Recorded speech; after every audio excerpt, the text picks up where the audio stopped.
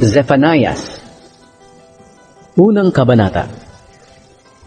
Ito ang ipinahayag ng Panginoon kay Zephanias noong si Hosea na anak ni Amon ang hari ng Huda. Si Zephanias ay anak ni Cushi na anak ni Gedalia. Si Gedalia naman ay anak ni Amaria na anak ni Hezekiah. Darating ang parusa ng Panginoon. Sinabi ng Panginoon, lilipulin ko ang lahat ng bagay na nasa mundo. Ang mga tao, hayop, ibon at isda. Mawawala ang lahat ng naguudyok sa tao para magkasala, pati ang mga makasalanan. Lilipulin ko nga ang lahat ng tao sa mundo. Ako ang Panginoon ang nagsasabi nito. Parurusahan ko ang mga mamamayan ng Huda, pati na ang lahat ng mamamayan ng Jerusalem. Lilipulin ko ang mga natitirang sumasamba sa Diyos-Diyosang si Baal, pati na ang mga paring naglilingkod dito, para tuluyan na silang makalimutan.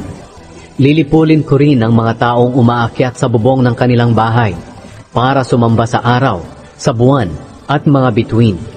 Lilipulin ko ang mga sumasamba at sumusumpang maglilingkod sa akin, pero sumusumpa ring maglilingkod sa Diyos-Diyosang si Molek. Lilipulin ko ang mga tumatalikod at hindi dumudulog sa akin. Tumahimik kayo sa harapan ko, dahil malapit na ang araw ng aking pagpaparusa. Inihanda ko na ang aking mga mamamayan para patayin tulad ng hayop na ihahandog. Pinili ko na ang mga kalaban na tinawag ko na sasalakay sa Huda. Sa araw na iyon, papatayin ko ang mga taga-Huda na parang hayop na ihahandog. Parurusahan ko ang kanilang mga opisyal at ang mga anak ng kanilang hari at ang lahat sa kanila na sumusunod sa masasamang ugali ng ibang bansa. Parurusahan ko rin sa araw na iyon ang lahat ng sumasali sa mga seremonya ng mga hindi nakakakilala sa akin at ang mga nagmamalupit at nandaraya para punuin ng mga bagay ang bahay ng kanilang Panginoon. Ako ang Panginoon ay nagsasabing sa araw na iyon, maririnig ang iyakan sa pintuan na tinatawag na isda ng lungsod ng Jerusalem at sa bagong bahagi ng lungsod. Maririnig din ang malakas na ingay ng mga nagigibang bahay sa mga burol. Mag-iyakan kayo, kayong mga naninirahan sa mababang bahagi ng lungsod ng Jerusalem, dahil mamamatay ang lahat ng inyong mga mangangalakan.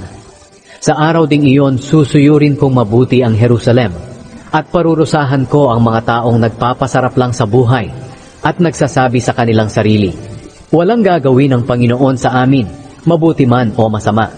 Aagawin sa mga taong ito ang kanilang mga pag-aari, at wawasakin ang kanilang mga bahay. Hindi sila ang titira sa mga bahay na kanilang itinayo, at hindi sila ang iinom ng inuming mula sa ubas na kanilang itinanim. Ang nakakatakot na araw ng pagpaparusa ng Panginoon. Malapit na ang nakakatakot na araw ng pagpaparusa ng Panginoon. Ito'y mabilis na dumarating.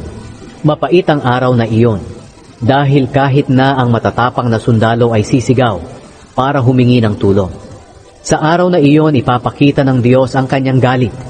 Magiging araw iyon ng pighati at paghihirap, araw ng pagkasira at lubusang pagkawasak. Magiging maulap at madilim ang araw na iyon, at maririnig ang tunog ng trumpeta at sigawan ng mga sundalong sumasalakay sa mga napapadirang lungsod at sa matataas na tore nito.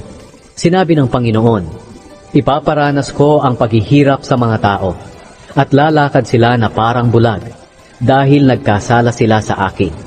Dadaloy na parang tubig ang kanilang dugo, at mabubulok na parang dumi ang kanilang bangkay.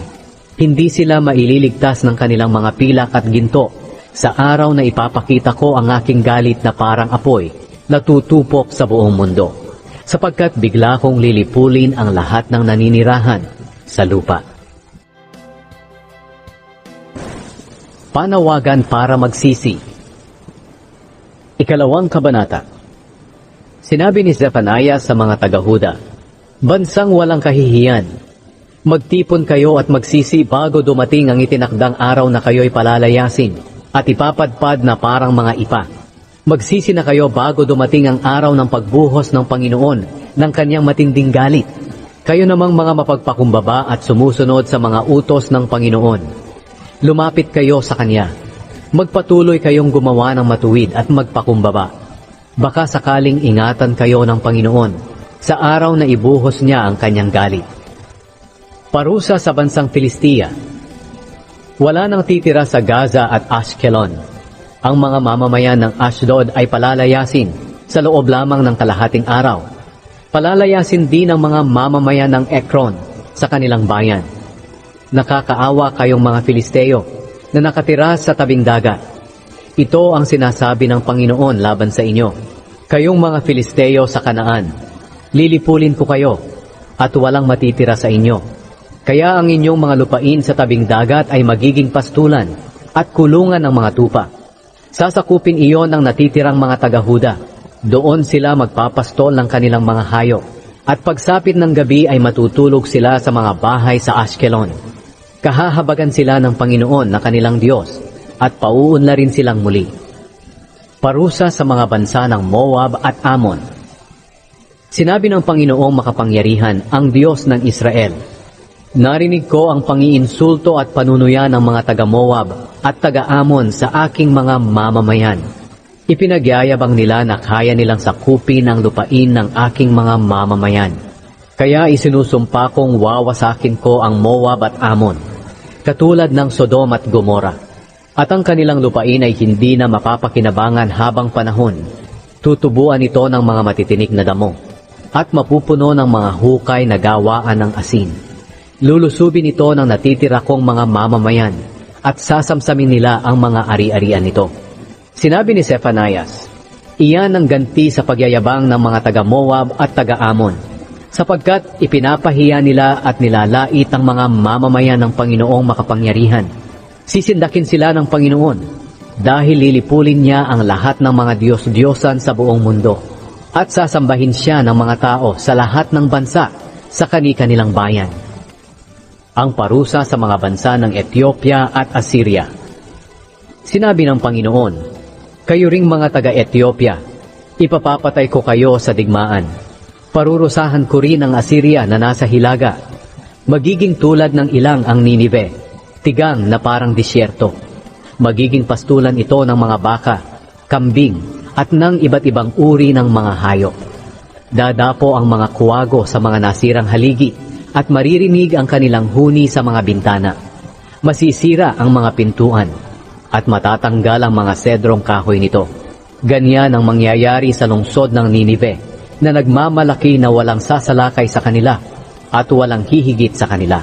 Pero lubusang mawawasak ang lungsod na iyon, at titirahan na lamang ng mga hayop sa gubat. At ang bawat dadaan doon ay tatawa ng pakutya sa kinasapitan nito. Ang hinaharap ng Jerusalem. Ikatlong kabanata. Sinabi ni Zephanias, nakakaawa ang Jerusalem. Ang mga naninirahan dito ay nagre-rebelde sa Diyos at gumagawa ng karumihan. Ang kanyang mga pinuno ay mapang-api. Hindi sila nakikinig kahit kanino at ayaw nilang magpaturo. Hindi sila nagtitiwala sa Panginoon na kanilang Diyos, ni lumalapit sa Kanya. Ang kanilang mga opisyal ay parang leon na umaatungal. Ang kanilang mga pinuno ay parang mga lobo na naghahanap ng makakain kung gabi at walang itinitira pagsapit ng umaga. Ang kanilang mga propeta ay padalos-dalos sa kanilang mga ginagawa at hindi mapagkakatiwalaan. Nilalapastangan ng kanilang mga pari ang mga bagay na banal at sinusuway ang kautusan ng Diyos. Pero naroon pa rin ang presensya ng Panginoon sa kanilang lungsod. Ginagawa ng Panginoon ang mabuti at hindi ang masama. Araw-araw ipinapakita niya ang kanyang katarungan at nananatili siyang tapat. Pero ang masasama ay patuloy na gumagawa ng masama at hindi sila nahihiya. Sinabi ng Panginoon, nilipol ko ang mga bansa, giniba ko ang kanilang mga lungsod, pati ang kanilang mga pader at mga tore. Wala nang natirang mga mamamayan. Kaya wala nang makikitang taong naglalakad sa kanilang mga lansangan. Dahil sa mga ginawa kong ito, akala ko igagalang na ako ng aking mga mamamayan at tatanggapin na nila ang aking pagsaway sa kanila para hindi na magiba ang kanilang lungsod ayon sa itinakda ko sa kanila. Pero lalo pa silang nagpakasama. Kaya kayong tapat na mga taga-Jerusalem, hintayin ninyo ang araw na uusigin ko ang mga bansa. sapagkat napagpasyahan kong tipunin ang mga bansa at ang mga kaharian para ibuhos sa kanila ang matindi kong galit na parang apoy na tutupok sa buong mundo. Pagkatapos, babaguhin ko ang mga tao para lahat sila'y lalapit sa akin at magkakaisang maglilingkod sa akin. Ang aking mga mamamayang nangalat sa kabilang ibayo ng mga ilog ng Ethiopia ay magdadala ng mga handog sa akin. Sa araw na iyon, kayong mga taga-Jerusalem ay hindi na mapapahiya sa lahat ng mga kasalanang ginawa ninyo sa akin. Dahil aalisin ko sa inyo ang mga mapagmataas at mayayabang. Kaya wala nang magyayabang doon sa aking banal na bundok. Pero mag-iiwan ako sa Jerusalem ng mga taong aba at mahihirap, nahihingi ng tulong sa akin. Ang mga Israelitang ito ay hindi gagawa ng masama. Hindi sila magsisinungaling o mandadaya. Kakain at matutulog silang payapa at walang kinatatakutan. Matutuwa ang mga Israelita. Sinabi ni Zephanias, "Kayong mga mamamayan ng Israel, sumigaw kayo sa tuwa. Kayong mga mamamayan ng Zion, ang lungsod ng Jerusalem, umawit kayo at magalak ng buong puso, sapagkat hindi na kayo parurusahan ng Panginoon. Palalayasin niya ang inyong mga kaaway. Kasama ninyo ang Panginoon, ang Hari ng Israel. Kaya wala ng kasawiang dapat pangkatakutan." Sa araw na iyon, sasabihin ng mga tao sa mga taga-Jerusalem, "Mga mamamayan ng Zion, huwag kayong matakot.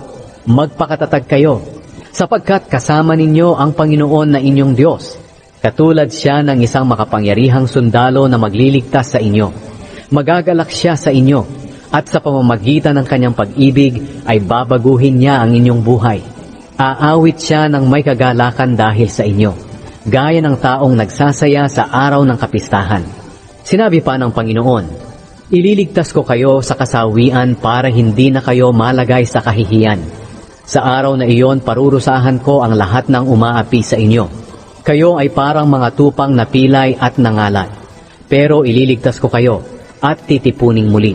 Inilagay kayo sa kahihiyan noon, pero pararangalan ko kayo at gagawing tanyag sa buong mundo. Oo, titipunin ko kayo sa araw na iyon at pababalikin ko kayo sa inyong bansa. Pararangalan ko kayo at gagawing tanyag sa buong mundo. Mangyayari ito sa araw na panumbalikin ko ang inyong mabuting kalagayan at makikita ninyo mismo ito. Ako ang Panginoon ang nagsasabi nito."